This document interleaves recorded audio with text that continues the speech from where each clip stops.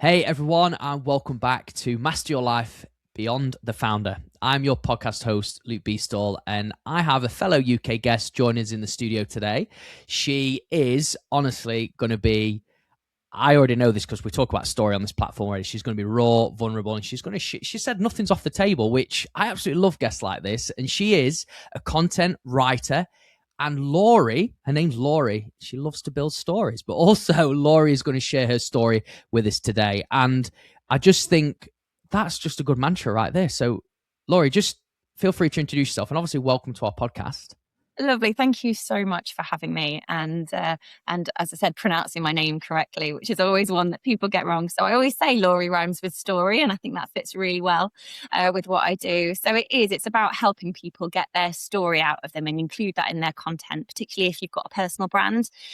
Being vulnerable can be quite daunting to a lot of people, but it's what helps us connect. We've just had this conversation, haven't we? It's what your podcast is effectively built to do, helping people connect with essentially other human beings and sharing what makes us similar. And then the other side of it is also helping people get their books out of their heads and helping edit those so that they have and share that story with their audience as well. Yeah, and I think it's very impactful, the work that you do, and just the story element. Obviously, yes, we're going to be going into your story today on a level probably that you've not shared for a long time. But just before we go into that, when you are helping others unravel their story, what do you see from somebody that you work with on the other side of vulnerability when they've shared this story? How extraordinary they are. I think that is one of the most underplayed assets we have, because we don't always see it. We're so close to our story and our lived experience and our journey that we don't see or recognize what's been special about it, because it's just been one foot in front of the other for many people.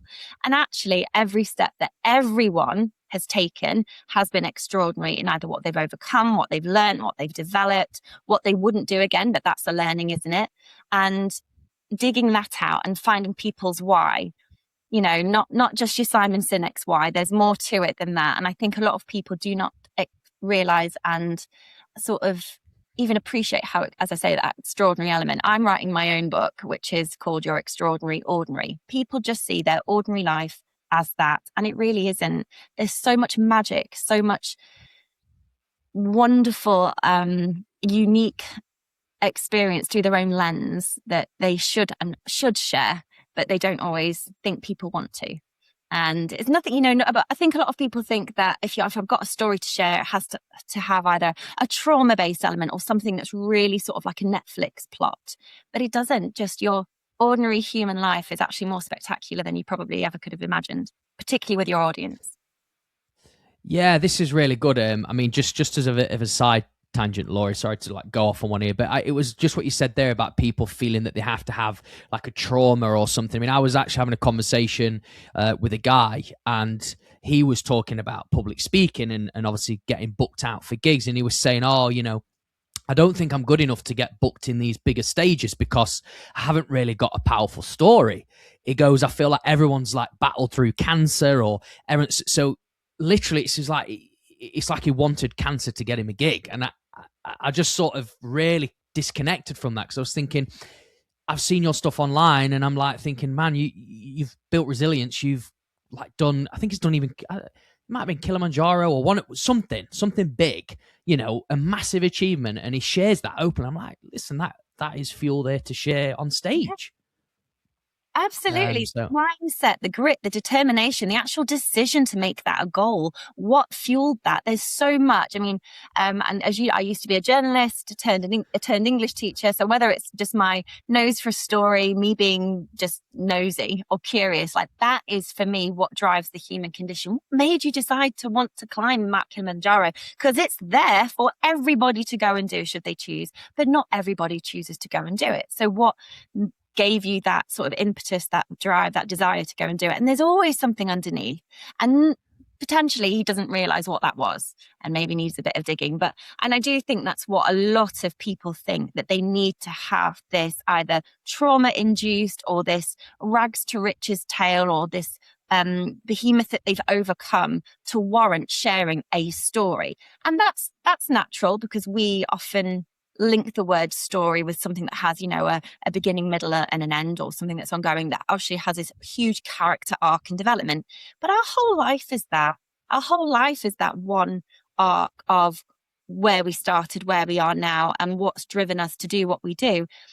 Me, you could argue mine's not an extraordinary tale. I had a golden childhood, really close with my family, have had so much support, have been a journalist, changed career, all right, was made redundant. And that's how I found my way into self-employment. But there's so many things I've learned along the way that actually makes it extraordinary. I'm a military wife. I now have a toddler, so I solo parent during the week. So actually I can see the extraordinary in my own position, but I also acknowledge that I have a lot of support and help. So actually, to someone else in a similar situation, I'm not as extraordinary as them, because they're doing everything on their own.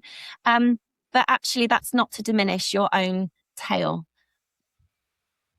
Absolutely. I mean, you have a story to share, right? And by the way, we're going to go into that, because what you've just sort of given our audience just right there is probably, to some, I mean, I'm listening and going, like, massive kudos to you, right? I mean, there's a lot of people that wouldn't even be able to continue being self-employed, running their own ship with financial stuff whilst doing the other stuff, such as, like, say, being away from your husband, solo ship in the week.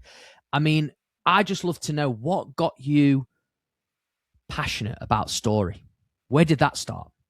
I'll say English has always been my thing, was always my subject, just that creative element always was my strength at school, studied it at university. I remember doing work experience at the local paper, and I remember coming home and saying to my mum, this is what I want to do. Doesn't matter what salary comes with it. I was passionate about it, passionate about talking to people, finding what made them tick, or just sort of unearthing what had been happening and sharing that with other people. Then quickly you do realize that you do need, money to actually pay the bills. And journalism is not one of those careers necessarily, unless you go bigger. Now, I was not, and I always say this, not cutthroat enough, I think, to go to a national. And I do not mean to offend anyone. I wasn't hard-nosed enough. I probably just wasn't of the disposition to get to where you want to go into a national. And then that's when I found my way into teaching. But it has always been that element of not just the art of storytelling or the science of storytelling. I think it's just that art of connection. Even as a teacher, you'd find that with the young people, I connected more with them on a human level than I did around the subject, because God forbid you get a teenager to pick up a pen and write something on Macbeth. But it's just more about that human condition. I think that's what has always fascinated me. What else is there beyond what you are having to do in the moment that actually unites and ties you together? Because as human beings, that's what we're wired for. We're wired for meaning. We're wired for connection. And I think in everything that I have done, there's always been an element of that. Even I'm fascinated about it to this day, and obviously reading more about it now around like the neuroscience to it. But I do think it's that human condition, that positive connection that we can have with people, particularly when the world feels like a bit of a bin fire. So yeah, does that answer your question? Yeah, it does. So much passion and energy around it, Laurey. Like, I really love that. And honestly, just share whatever you feel in the moment to share, especially about you, or like coming away from the element of achieving X, Y, Z, or seeing those tangibles. You're like, look, I'm just about the person in front of me and treating them and meeting them where they're at, and connecting with them. Like just saying there about that example, Macbeth, I can remember doing that at school as well, and no interest in that, to be honest. But it's things like that our education system. Yeah, I know. But like for you then, so obviously now with story and connection, because let's see, even if we're going to connection, what do you do for yourself outside of business that allows you to connect with other human beings, if that's such a big part of your life? That's a very interesting question, in the sense that it has been hard in the last year or so since husband had time off from the military give paternity leave, so he had some time off, and then in January he went back, so that's been him away Sunday night to Friday. And I'm not gonna lie, being then a mum to a toddler, she's just turned 2, I am a rubbish friend right now, so I'm not actually connecting as much with my friends as I used to, but I'm in that season. So for me, it is around the work community that I have. And I have some very good work friends, and they're who I sort of seem to spend a lot of my time digitally with and in person. So I think for me at this season of my life, you cannot spin all plates. Sometimes you either just have to let them pause, drop, however it is that you see them, and focus on what you can to keep yourself running. So the connection part for me is my work. It is what drives me. I'm so passionate about it.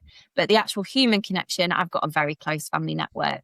Friends are on the back burner at the moment, but they understand that as well. So it's finding your people who get the season that you're in, and not putting too much pressure on yourself or beating yourself up about that you can't be everything to everyone at a certain time of your life. And so therefore I'm prioritizing the things that I know that give me joy, fill my cup, and also then make sure that I'm putting back in the right place that is going to get me to where I want to go. So it's quite a shifting dynamic. Obviously, you're there for the important stuff. I was at a friend's wedding last week, but it's not the constant that used to be. You spoke about identity. Identities for everyone change throughout life. And it's honoring and appreciating and recognizing that shift in those changes, and resting or pausing where you can. Yeah, I think you know your priorities have shifted, right? Obviously you're now a mother of a daughter. Toddler years are quite. I guess you need a lot of time, and they need your energy, and Oh, it can be energy is draining. one. Yeah. Yeah. So you have to protect that for you. You have to serve rather than please, because we can easily go into pleasing aspect by being out all the time. So totally, you're protecting your bandwidth. You're putting boundaries in place, which is good. Obviously, you're still connecting with people. It's not that you're not connected at all. But what would you say for you being a mother now has changed the most in your business from being a mother? Being completely honest and not trying to people please. If funny enough, you mentioned that phrase. I think particularly as women, this is not just to say it's only women, but in business, we shape shift, we mask, we try and maybe meet expectations to fit a certain persona that we think we should have. So it's all those shoulds and coulds, etc. I am now a girl mom, and I do not want her to see me growing a business where I'm either people pleasing or hampering my voice and not sharing my beliefs, and then teaching her that that's what women should do.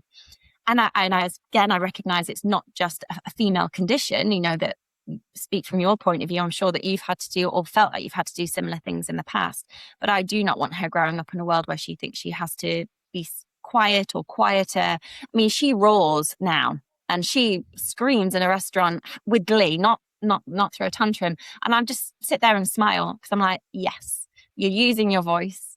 Don't ever stop. And I am doing the same. Okay, this is interesting then. I like this.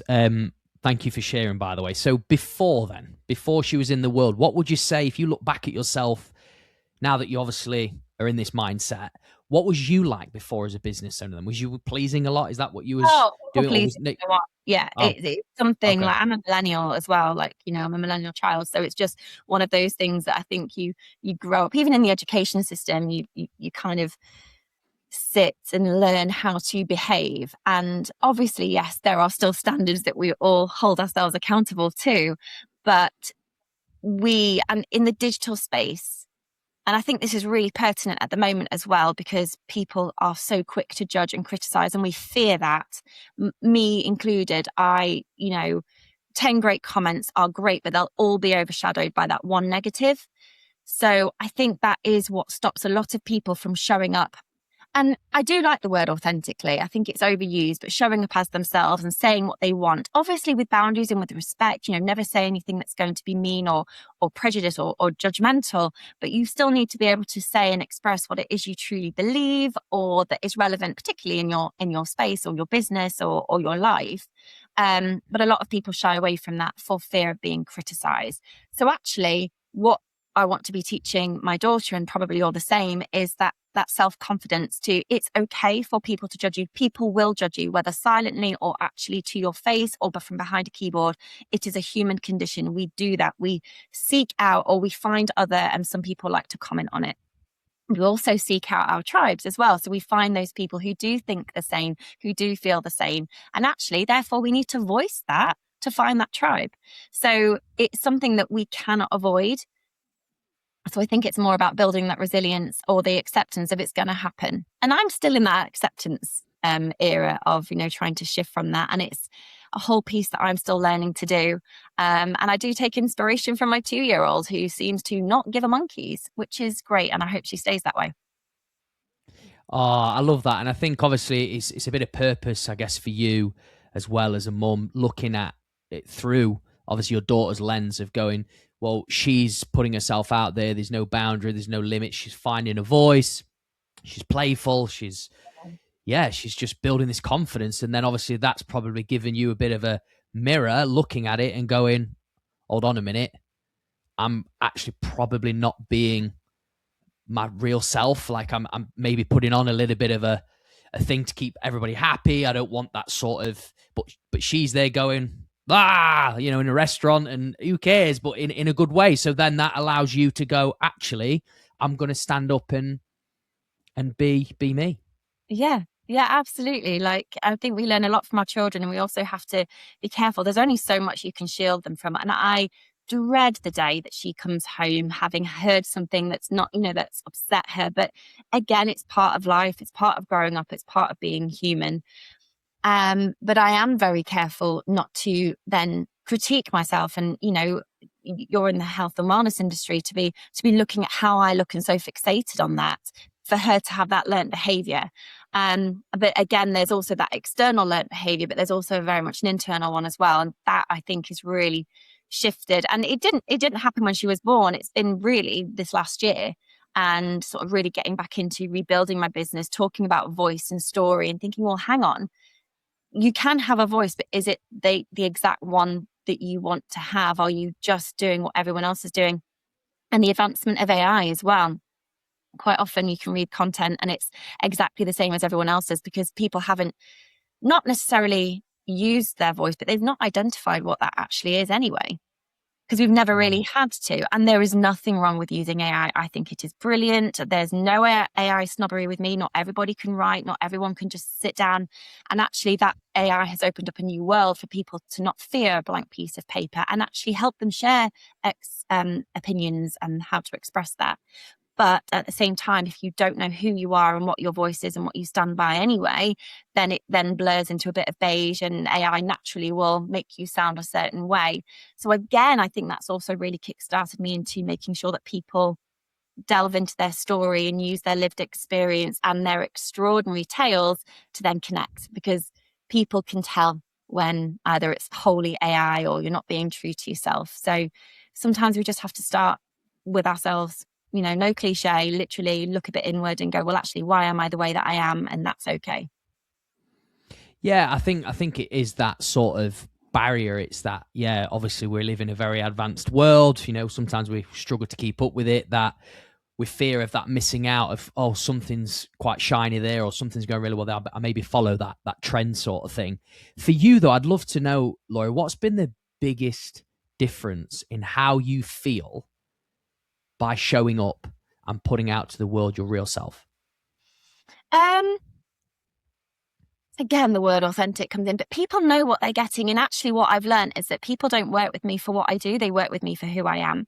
And I think that then feeds the energy that you have in a business. You know that people are choosing you for you, because there are so many people who do what we do, Luke. There's going to be people who do it better, people who do it faster, people who are more expensive, people who are cheaper, but people buy into people. We know that, don't we? That we work with people first who we trust. All those sayings on the business circuit, but it is true. If you relate, connect to someone, the rest is kind of secondary. Obviously, you go and do your due diligence and make sure that they can deliver on what they promise. But I do strongly believe that it's people first always. And therefore, when you're showing up as yourself, when people meet you, there's no discrepancy. There's no, there's no bad feeling, because as soon as anyone would have that, or felt like actually who they were meeting in real life wasn't who they thought they were meeting. I mean, let's look at the online dating world and catfishing for a start. Those bad feelings then stay, and that's what people will automatically link to your brand. So I'm not saying you have to show everything about yourself. I've said to you earlier, I share a little bit, but I don't share everything about my life. I share certain aspects of it. It doesn't mean that it's fake. It just means I am comfortable sharing maybe 80% of my life. I don't think your whole 100% should be out there. You keep that for your nearest and dearest to some respect. But people do need to know you. You're lifting that curtain. I used to be a teacher, as I said, and if you saw one of the kids in the supermarket at the weekend, you could guarantee that you just have that knowing look on like Monday morning, and you're trying to teach Macbeth or something like that.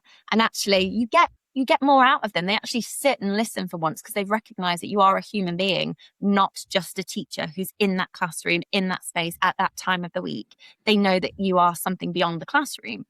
And it kind of just changes the connection you have to student teacher. And it's the same with business owner to client. People then realize, oh, you are real, you're human. Oh, you're like me. Yeah, you're not always in pro mode, because we can live in professional mode and have all the shiny stuff. And like you say, they see you as that. But actually, that's a really good sort of point there that you shared, that people are more connected to you as a person if they see that you are human, because maybe they look at you and think that you're superior, that they probably feel they can't ever just be normal around you because maybe you are this so-called, I don't know, big character or somebody who's high up in this world, and feeling like, oh, they won't want, oh, I don't want to take too much of the time because they won't want to listen to me. But actually you're happy to have a sort of, conversation with them. I mean, for you now in your business, I mean, that way people invest in you is really, really important. Outside of your business, what do you love to do the most? Side of my business, right? It sounds really Yeah, so. of course. So no, I write my own fiction as well. So I'm part of the Romantic Novelist Association. So I also like to be in imaginary worlds. Now I haven't done it for a while. As we said, I have a toddler. So being in my own head is a luxury I don't necessarily always get. And it might sound cliche. I'm trying to be outdoors, but I do get a lot of energy from that. What do I love more when I love what I do. So if I'm not being a mum, I'm thinking about my business. So I don't think I've actually sat with that question for quite a while, if I'm being completely honest, because it's been a case of really trying to rebuild what I'd had before I'd had a baby. And I think that's been a big identity shift and a bit of a time element. And it's been magical chaos, I think, is a phrase that we shared with each other, isn't it? It has been absolutely magical, but it's been chaotic at the same time. So yeah, if I'm not working and I'm not looking after a child, I'm probably resting. Yeah, totally get it. And I understand as well. Yeah, it's chaos, it's magical chaos. But let's reframe that question then, because this might be something for you to take away. And I'm by the way, I'm working on this myself as as a dad. Let's say your work and stuff is covered for a couple of days, 48 hours, right? You can do anything you want. What would you love to do if you had those 48 It hours? was just me and I wasn't being a toddler mum. Correct. Yes. I would go for a long walk, try and get back to trying to get back into my running, trying to get back to my 5-10K. So I'd probably do a bit of training and being able to be in my own head. I love listening to audiobooks. So I like to read fiction, but I like to listen to nonfiction. So there'd be a lot of listening to audiobooks, and probably I'd decorate, because if I wasn't doing what I was doing now, I'd probably love to be an interior designer. And we have so many rooms that I've kind of designed, but not actually then implemented. So I'd be doing that. Painting Oh, I walls. love it. Honestly, tell me that you're 40 without telling me that you're 40. I like to paint walls in my house. We painted our walls, so not quite the 40 mark, but oh, I love that. No, it's good though. It's nice to hear. It's still creative, which is obviously part of your life. You're obviously very, very creative.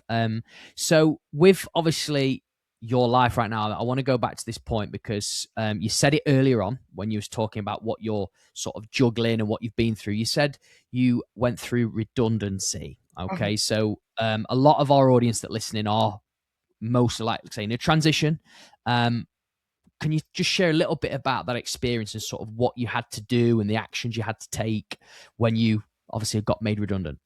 So I wasn't made redundant from being a teacher. So I'll obviously share that. So I left teaching, probably for my own mental health reasons more than anything else.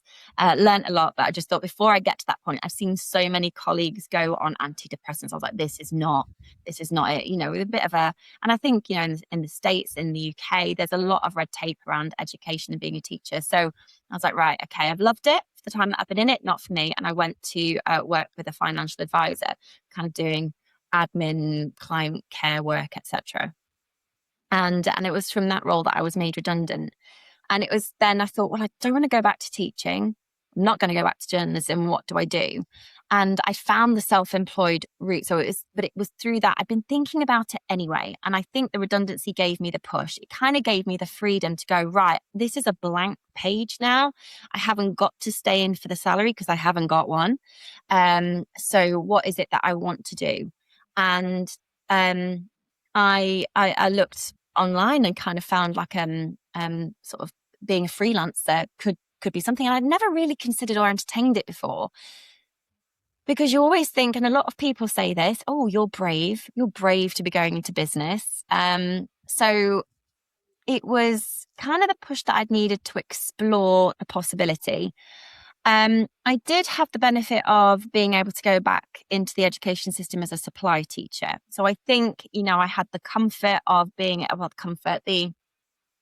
the security of being able to at least bring some money in while I try to make the self-employed role work, grow. And I do think that is, if for your audience, if they are either in a similar position or thinking about it, that was kind of a piece of advice I'd heard, which is if you can do something alongside growing the self-employed role, whatever that looks like, then that's a great way to till you can shift it to be full-time in your business. There may be other people who are like, well, it's either all or nothing. And I think then just go for it, give it a try. But for me, I think it is what I'd needed. It was the push that I'd needed. And it was stressful. I remember having almost like my very first migraine. I'd never had or suffered from migraines before. And it was actually in this period of time from being made redundant to actually exploring these options that I had my first migraine that wiped me out for a few days. So even though I didn't think I was stressed, my body was obviously telling me that I was. So that was interesting. And then it just kind of, I still stuck with it and thought, right, let's just do it. It would have been easy to go back to teaching, but I knew that it wasn't what I wanted to do and life's too short. And yeah, so I gave it a go. And it worked. So, well, it's worked. I mean, 7 years in, that's immense. Not many people make it. I think it's past like year 1 or year 2. But I think just something there that I've taken away, obviously, the fact that your approach and what worked for you was having that bit of a blanket of like, look, you know, there's a bit of work here for me. There's still a bit of financial coming through into our household. But then at the same time, I'm working on that. Now, I want to ask this because I've had this a lot from the guys that listen to the show where they go, all right, Luke, so this is where I get a bit stuck because it's the time, you know, it's the energy of like the work that I'm in to earn, you know, enough to say pay the mortgage or the bills. I have to work so many hours and I find myself then struggling to have time for my kids, to have time for, you know. So how did you navigate that? Because that must be a stress life. So how did you be able to build up your business while still doing supply teaching? Because obviously that's two different things, right? Yes, and I think that I have to be very mindful then of the certain situations that your audience might be in. I was single, it was just me. So if I failed, okay. I was failing anyone else. And I think that that is an important sort of point to sort of acknowledge with maybe some of your audience. Because I do think if you are and you have kids and you have a different level of responsibility. So when people say that they find it tough, I get that. I get that now. Could I go, if I was in an employed role now, would I go self-employed? It's all relative and it's all dependent. So I can only speak from my experience. I had no one else to look after except myself. So very different set of circumstances. But I think maybe the question is to look at, what do you want more? You know, it's that. And I know then when kids are involved, I think your judgment's very different, and it has to be. So that's a really difficult one to answer because I didn't make those decisions from a place that maybe some of your audience are in. But having a look at what the possibilities are. Can you go 4 days a week? Can you have flexi time? What's there? I mean, obviously, if people are wanting to do this, they're not necessarily going to have conversations with their employers, but what can be done? Is it something that you can do at a weekend? Have a conversation with your partner, because it is teamwork, and now being in the self-employed life, and I suppose I have been in a similar position to a degree of having had a baby, then coming back and trying to then rebuild the business, and very easily could have gone, you know what, it's going to be easier just to go get a job now, because self-employed maternity pay is not great. But I had a very supportive husband who was like, let's get back on it. So it's difficult. Support looks different for everybody. And I think maybe have the conversation, have the open and honest conversations, look at what every avenue opportunity could look like. Planning, as my military husband would always like to say, is great. That plan might not survive reality, but at least you've got then second, third order effects of what you could achieve. So I think maybe just honesty, conversations, and preparing for it not to go exactly as planned might help. I don't know. But yeah, it's a difficult situation to be in. But if it's something that people have dreamed about doing or really think they can make a reality, look at the market, do competitor evaluation, do all of the things that you do in business before you're even in business. See if what you want to offer is viable. Go to some networking meetings, maybe, if you can happen, before your business happens. I don't know.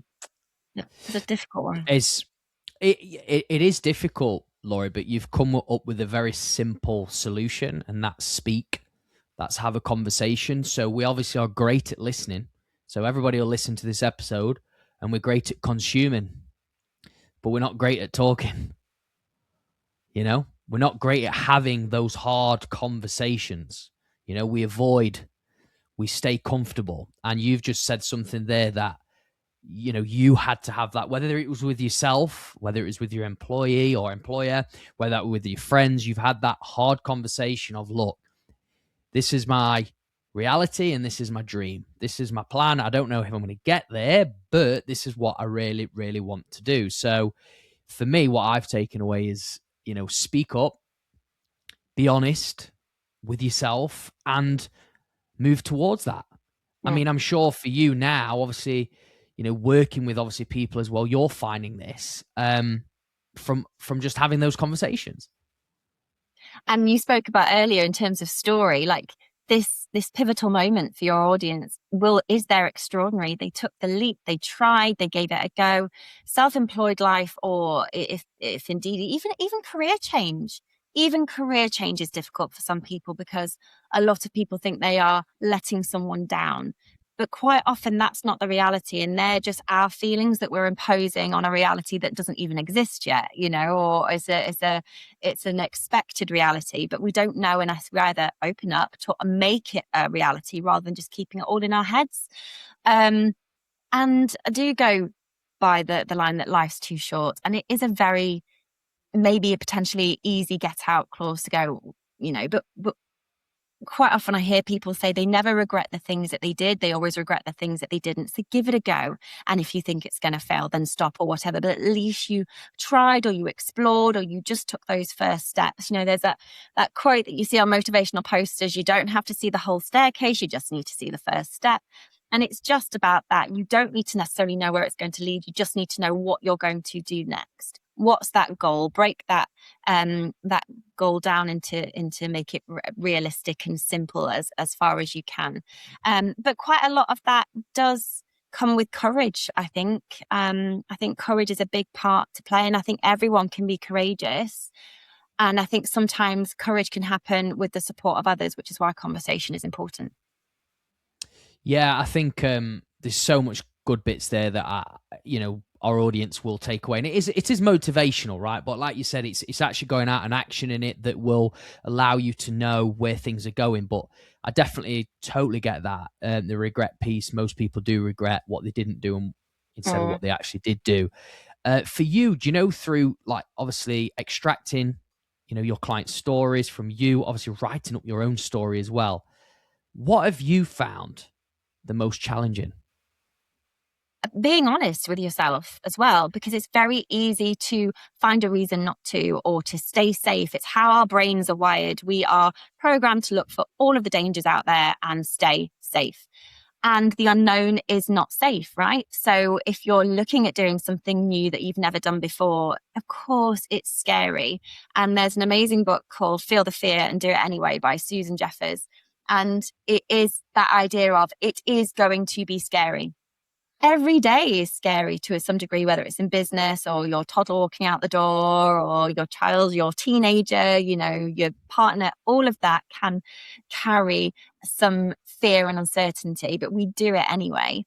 And I think that being honest with yourself and looking at what the greater cause is, because if feeling safe is where you want to be, then no shame in that. Absolutely stay there. That is absolutely no shame in that at all. But if you know you want something more, you have to accept that you have to step out of that safety zone and go for it. And you won't know what that looks like until you try. But that's the stuff that stories are made of. So that's why everybody has extraordinary moments, because I would say that everybody has stepped out of their comfort zone at some point or another. Yeah, definitely. I mean, it's interesting that you're talking about this because I had a guest on the show and he was quite open about his story as well, which is great, like yourself. And he said, "No risk, no story." And there we go. I just put that on a bumper sticker right there. That's my new catchphrase: no risk, no story. Yeah, I just thought it was great. But so, all right, now going on to yourself here, then, what's one of the biggest risks you've taken in life or business? And it's paid off, and it's a story that you share today. One of the biggest risks, I do think being self-employed is a big risk. You are then counting on yourself, and then it's a risk in that you can never really go back mentally. Like I say that I'm unemployable now because there'd be no way that I could work to someone or be employed. I mean, obviously I got lots of employable skills. I don't mean it in that respect. So that's a risk because I have to make this work for my own sanity now as well. Because I don't think I could go back to the employed life. So that in itself is a risk every day. And it's a risk in the way that the digital space is changing. So you have to be able to change with it. I think a lot of risk comes with that. So I have changed and altered my offerings. Oh, so you said, yes, I've been self-employed for 7 years, but I've had several iterations of what that business looks like in terms of what it is that I've enjoyed doing, what it is I've actually found that clients need and want. So, helping people with their business books is a fairly new iteration, but I blooming love it, so that was a risk. And I suppose there's a risk in even telling the world that you're changing direction. Because again, people can then judge, oh, you're doing something different. It's like, it's always rooted in the same thing that maybe looks different with a different packaging. So I suppose there's risk in that. But I think that what's the biggest risk? I think that the latest iteration of what I do was probably the biggest risk because it was so different in some respects to what I was doing before. I was, as copywriting and actually writing for people, don't do that anymore. I do it with them. It's been a bit of a shift, and do people then get it? So maybe it's been that. But I suppose the biggest risk was always going self-employed in the first place. And well done for being in it 7 years, eh? But that, you're right, it's a risk every day. It is a risk every day because, things can change. Like you say, the world's changing, the client's mindsets. Yeah, absolutely. And have you ever felt like giving up, Laurey? No. That's interesting. That's good. I like it. No, because I absolutely love what I do. And I think that is the biggest driver. Sometimes you'll have months that are leaner than others, but I suppose then you live in hope. You never know what a yes is going to bring you in terms of opportunity, and I like that. I like that excitement of what could be, being in a very stable relationship and household where, our stability is not driven by my sole income. I think that is also and I'm very lucky and I'm very fortunate, and I always do acknowledge that. It doesn't go unnoted by me. But obviously there is that element of what next, what if, what can I do? Yeah. hope. We live in hope. No, We live in, as yeah. humans, we live in two different, we're the only species, I think, that lives in two different like worlds. We live in reality and we live in the story world, which is what I would talk about. And a lot of that story comes from an imagination, a perception of what could be as well. So whether that's also why I live in this world of like hope and excitement, I don't know. Or just I'm an eternal optimist, which some people will love and some people will hate. Yeah, that's what I'm saying. People just think like this, this person is just on clouds. Like, Yeah. what life do they live in, right? But you're not. It's just that you believe. I think it's that belief in yourself and what it is that you can offer and bring value wise to the world. So, credit to you on that. Obviously for you, you said there's been no moments of giving up. But has there ever been a voice inside of your head that has said, Laurey, you're not cut out for this employed world. You need to go back to be a teacher and being self-employed. Has that ever come up for you or not? Yes, with becoming a new mum, I think that transition, that identity shift was challenging because in the early months, so for some women even years, that identity misplaced is very real, and not knowing, I think, and because I always talk about this, that my business did die like the day I gave birth to my daughter, in the sense of I couldn't be the person that I had been. So it's very different. We've already spoken about how I've changed since becoming a mum. So there was a voice, I think, in terms of how do I make this work, balancing being self-employed, being a mum, being a military wife, where, husband isn't always at home, working away. He doesn't go out of the country necessarily, but he is not at home. He's based in a different part of the UK. So in the week, it's just me and a very supportive family network of grandparents. Let me just point that out. Ask for help, people, and accept it when it's given.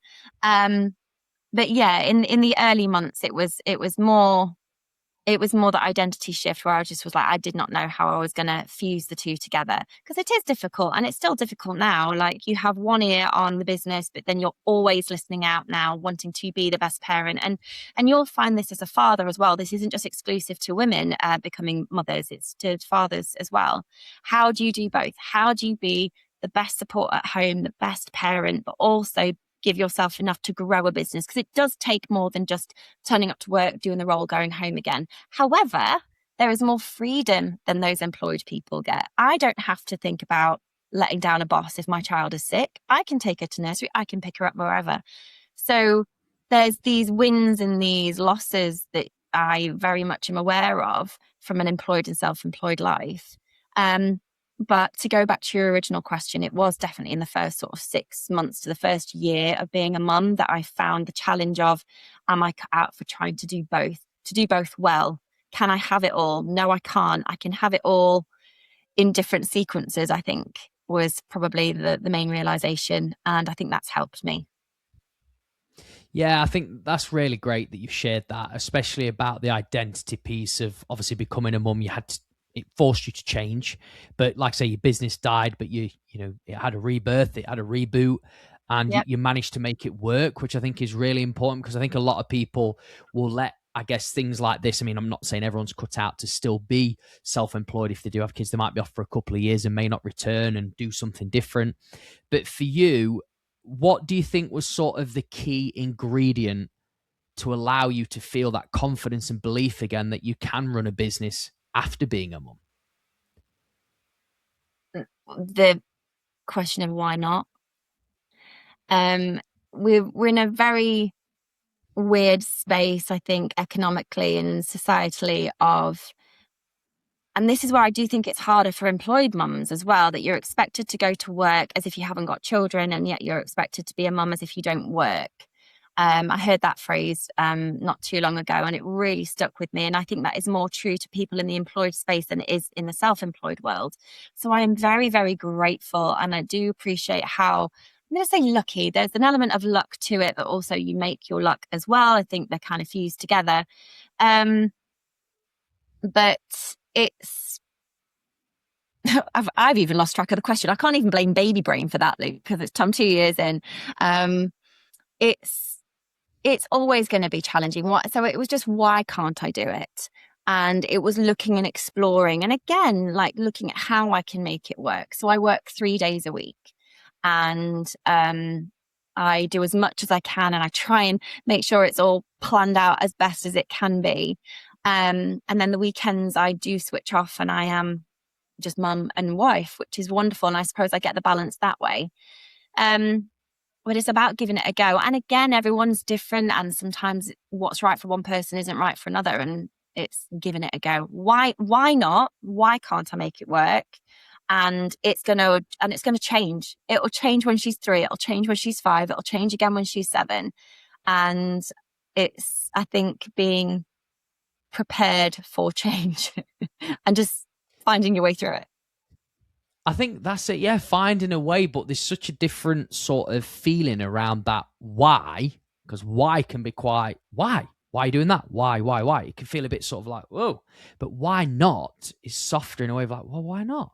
Give it a go. Just do it. Just try. You'll find a way.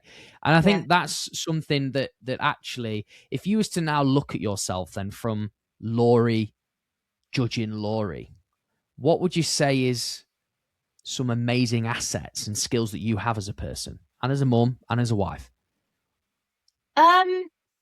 Being confident in my ability, and I think confident in my resilience as well. I think resilience comes from you. It does also come from the support network that you have. I've been very proud that I've been able to ask for help. I've been proud that I've been able to say that I'm not okay. And I think when you speak that truth from that place of honesty, you get the help that you need to fix it. I say fix, probably not the right word, to find a solution quicker, because you're constantly going to try and be finding solutions to things that don't go right. But the sooner you can accept that they're not right, the quicker you can find that solution. So I think I'm very proud of myself for being able to do that. And I will continue to do that, because I think that's going to be the only way that I can continue to grow my business to the level I want to get it to, by being able to either accept help, accept learning, accept coaching, accept other people's opinions as well. Don't have to take them on board, but I can accept them and listen to them. And I think that's what I've been very good at. And I've always been very good at seeing things from other people's perspective as well. And I think that has helped along the route to building something of my own. Well, the reason that you've built something on your own, Laurey, just from what you shared, you're obviously quite adaptable. I can tell that. Obviously, you're very creative, which I think if you've got those sort of skills and assets, you're open-minded as well. You're not very closed. You're sort of, you're willing to sort of, like you say, listen. It might not be always right, or you might not go, I agree, you could disagree, but it still allows you to maybe create something, to develop something, or to just learn something about yourself. I think it's because I'm curious. I've always been, I think this goes down to wanting to be a journalist anyway. That curiosity is key, and I see that in my daughter. She is curious about the world, and therefore go and learn about it. And if there's something I'm curious about, whether it be me as a person, about the people I'm working with, why we do what we do, the human condition, all of the big things. I mean, I don't go necessarily really deep, but being curious enough to explore it has helped me then be exposed to things that have been the next thing that I've wanted to include or adapt. Or sometimes you think, oh God, it was amazing that I just happened upon that. You didn't. It's the curiosity that will have led you there. Yeah, would you say that's something that you've learned about yourself by having your daughter, the curiosity aspect, by seeing her being curious as well? Or is there something else you've learned? I think it's been reinforced by her when you see it in such a young age, and you think, yes, I think I've always been that way. I've always been curious. But it's beautiful to see it in a 2-year-old, and just see how they navigate the world. And, because obviously we are affected by the world when we're actually out there. And there's obviously, you've got young children, we have an element of control as to what they're exposed to and can be curious about. But then that'll just take flight. And I hope that curiosity never changes. I hope that she's constantly curious about the world, because it's an important way to learn and grow and try and fail and learn again, and just be on this whole cycle that is life, right? Yeah, I think you've got, definitely. And obviously you're going to receive and give a lot more by living that way. And obviously you're doing that yourself. Like you said, you want to be able to show her the way and you want to be that role model, which I think is brilliant. There's so many sort of insights here and value for our audience to take away. And you know, none of this stuff that we've been talking about today, groundbreaking science, it's just human. Yeah, it's just about allowing things to flow and just be Yeah. creative and be open-minded, right? It doesn't have to be all this fancy stuff that we see online. Yeah, and also just appreciating that everybody's reality is different and people will come to being curious at different stages of their life because maybe they need a certain sequence of events to happen to allow that. And again, just being mindful of, yes, I sit here saying this from one single perspective. Everyone's lived reality and lived experience will be different, but being curious where you can be, being confident in yourself. I think that is the biggest thing, that you are here, you're doing what you're doing because you've been amazing. You've been extraordinary in one way or another. And it's not extraordinary from other people's lens. It needs to be extraordinary from you as well. And yeah, I say taking a chance on yourself. It sounds very grandiose because not everyone has that luxury, but at least believing that you can do that thing that you want to do and therefore be curious about the steps that you should look into to get there. Don't just dismiss it because your current reality doesn't support it, because who knows what's going to be happening in a week or a month or a year's time. You might get made redundant and then suddenly you're like, right, okay, let's give it a shot. Well, yeah. I mean, obviously for you, you know, you'd done university, you was becoming a teacher, you got that badge, and then here you are now, obviously running your own business. I mean, just if we go back to childhood, can you remember what you said you wanted to be when you were a grown up? Vet. A But vet. I wanted Wow. to be, I loved animals, but I did not do science. So like, yeah, sort of like year 8, year 9, I was like, nah, I'm not mathematically or science minded. That's not gonna happen for me. And I stuck to It's my always strength. oh, bless you. Yeah, no. But would you say? But even that, though, you know, that's always fun to reflect on. But you wouldn't say that you'd be in this position right now, would you? Even No, 5 years ago. I did. I think when I was doing sort of like my later exams at school, like GCSEs and A levels, it was like I want to be a writer. That was kind of where I wanted to be at, and all the way through uni, I was like, I want to write a book, and I've done some self-published elements on there, and it's still on the cards. It's never too late to fulfill some aspects of your dream. But I am a writer. I'm a writer and a curator of other people's stories and my own content for being in business. But yeah, there's other things I still want to achieve and do. I have several unfinished manuscripts and drawings, Luke, that I haven't touched for a long time since becoming a mum, funnily. But there will be Yeah. time in the not too distant future where I can give that time. So it's not forgotten, it's just postponed. And I think that's an important, and that keeps me going. It's not a dream that I've forgotten about. It's just not the right time to pursue it right now. Yeah, look, it's accepting the reality, right? Yeah. So accepting the reality, but the dream's still lit somewhere. It's probably just it's dimmer at the minute because you've got other priorities. There was something that I wanted to sort of delve into, and it was only because it definitely caught my attention on your form when we sort of started this process. It was actually about the sort of you're talking about the women as well. Obviously finding their voice and stuff like that. But you've spoken about the dynamic with the male sort of Mhm. feelings and the conversation and stigma around that. Um, yeah, I'd just love to know, like, sort of what message that you would like to share from your experience about that. I think we've covered quite a bit about it in terms of being open and having honest communication. Yes, of course, when a baby comes into the world, often our lens, our focus is on the mother, and rightly so, because there's a certain element of physical and mental healing that happens. But while the baby leans on the mum leans on the partner. Whether that's obviously a father, say, even with same-sex couples, you will be leaning on the person who's not the primary caregiver. So there's that element of what do they go through to be able to support the person who is the primary caregiver, and they will go through a change. My husband had to support me through a C-section, so that's physical recovery. He had to, and he admitted this later on, had to go through that fear of what would happen if, and how he would cope if something bad had happened, and gone down that road. So there's a mental stress that happens with that, and it's a conversation maybe we don't have enough of.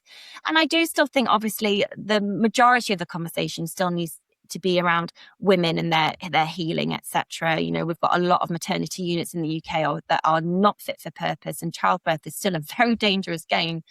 But there needs to be open and honest conversation about actually what the man goes through, particularly. And me and my husband had that conversation. He was there to support me. And in the first few months, it was me centric, because not only are you trying to heal psychologically, physically, you also got a very small human. You know, I was lucky enough to be able to breastfeed, but therefore that identity was just wrapped up in her. And I struggled with that. I wanted to do it. I wanted to give exactly what I gave to my child. But there was a lot of the mental aspect of losing myself in that as well. And I lost myself as a wife and partner. So I wasn't focused on him. And you know what? Some would say rightly so. I gave my energy to the right people, me and her. But then as it got easier, and as, you know, weaning happened and all of that, we're able to sort of rebalance and recenter and have those conversations, because men do go through a shift, because suddenly they are, yes, their husband, but they're also father. They've also got a child, and they're also working as well to make sure that everything's okay at home. And my husband particularly goes away on a Sunday, comes back on a Friday, and I do not and cannot imagine what he sometimes goes through, saying bye to us on the doorstep, and, you know, only being able to have those WhatsApp videos throughout the week. So very, very different realities of parenthood in that. And I just think, share it, talk about it, appreciate it, have the conversation, because when you understand each other's perspectives, it just makes the balance better, and it makes you more of a team. Yeah, I think that last word there is just nail on the head, really. Something that, yes, I can relate to quite a lot, especially with the team element, the sort of attention where that goes, you know, early on. And obviously, yeah, I guess sometimes you can feel, I think guys particularly feel a bit of a side dish, you know, or sort of a part that's just not part of it in a way, I guess. Oh, And you want to obviously, you are part of it more than you oh, realize, if it's unspoken. oh, yeah, definitely. Oh no. I mean, obviously, you understand that. I think it's just you feel that way as a guy, because obviously, through as you get brought up as a man, a man's trait is to feel like, you know, you're providing or you're giving. You know, you're massively part of it, and then to then go through something so traumatic, to see the person that you sort of love go through it, and, you know, it's quite a lot, and then the emotions are high, and then obviously, like you said, you went through a C-section, the recovery process and stuff like that, and then you're just seeing, like you say, you're seeing the identity of the person, they're changing, like you're seeing that change, and then you feel you want to be able to do everything, but then you've also got responsibility, you can't do everything. So it's a very, very hard, I know it's hard, and it's just nice to hear sort of how you said about, look, you know, this is what I know there's more to it, but just basically the communication aspect, again, the conversations have been really important. Yeah, I think, and whether that's just of my husband being military in the way that he is, we say in our household as well, if something's misinterpreted, then it's the communicator's fault. Like it's the communicator's responsibility to make sure that they're understood in the way that they should be. And we have had lots of miscommunication, do not get me wrong, but it's one of the things that we come back to. So we try and make sure that there are no like harbored feelings or anything that can obviously fester in the week if communication's not happened. And because communication is a two-way street, right? We know that.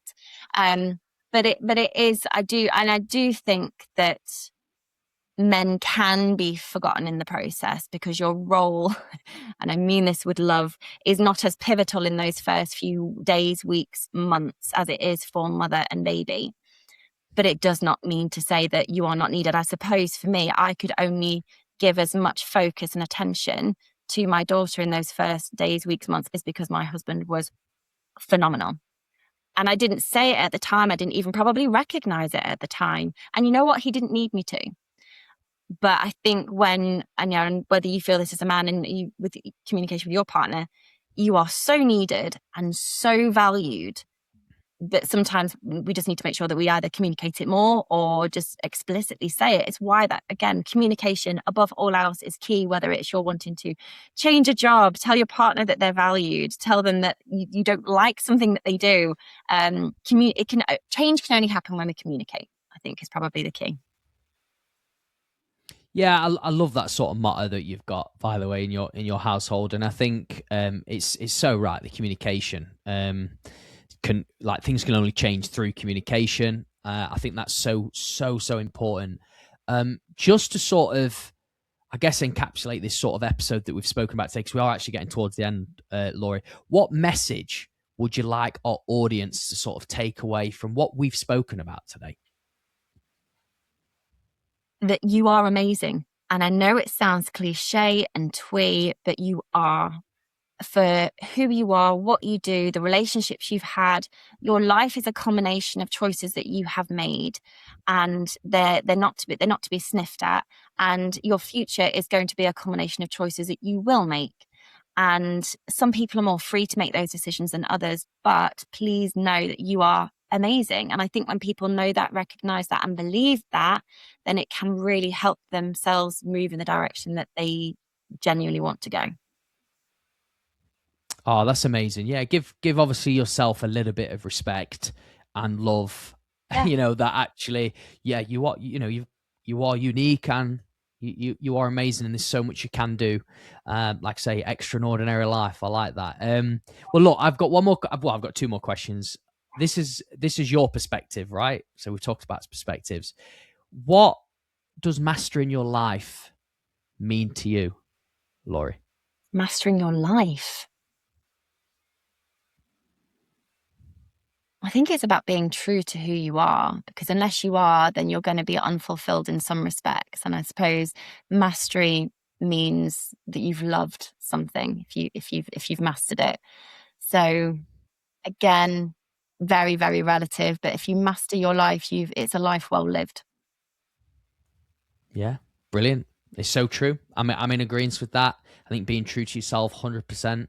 Well, look, if people who's been listening to this episode are wanting to connect with you or find out more about what you do and follow your journey, where's the best place that they can follow? So LinkedIn is where I'm most active. You can find me. So my name's Laurey Buckland. You'll find me. I'm the only one there, and I always wear bright yellow.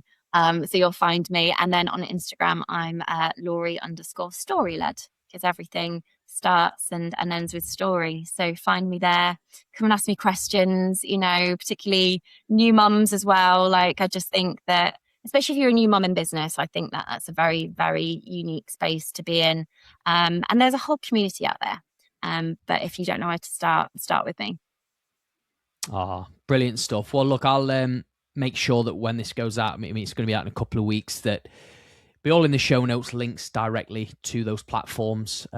So absolutely, we'll make sure that's in there. But final thing from me, Laurey, this has been a powerful conversation. I've really enjoyed it today. Thank you. Thank you for having me on. Thank you for letting me on your platform and share my story with your audience as well. It means a lot.